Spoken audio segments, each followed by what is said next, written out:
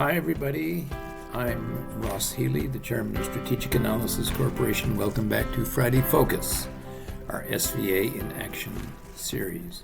Well, last week I introduced you to what I call the blue zone, the zone where the modified price to book ratio falls below 0.6.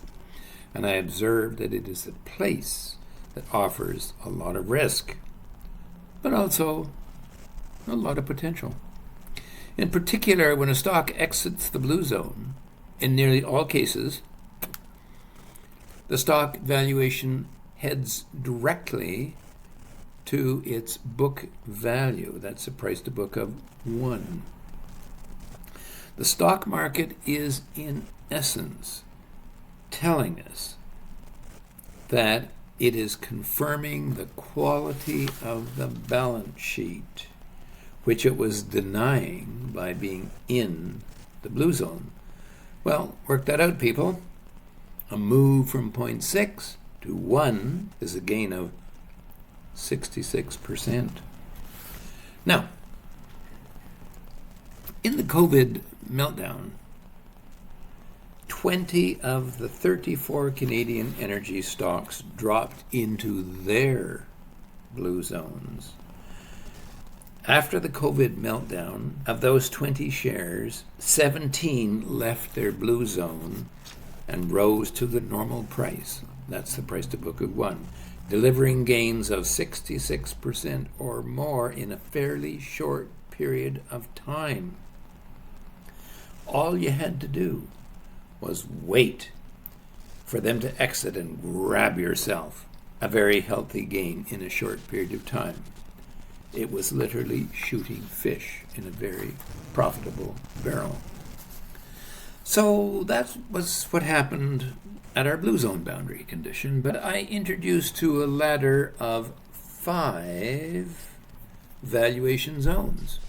What happens to the other zones? Does knowledge of those zone boundaries help you make better decisions? Well, today, let's see what happens when prices get there. That knowledge is pretty good. And next week, we'll see when they reach those boundaries and then exceed them. And then I will show you how to take advantage of inside information legally and profitably. So let's look at my graphic here. The first thing that I show you here is a stock that heads down to one of the major boundary conditions.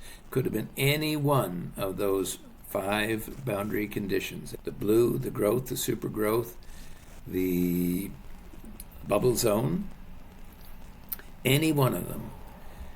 What happens subsequent to that time?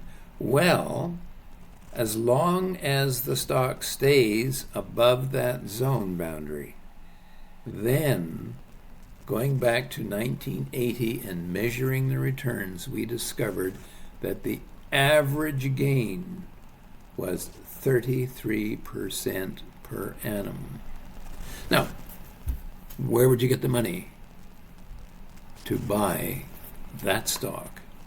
Well, you might get the money by selling this stock, which had actually gained and reached up to another one of the zone boundary conditions.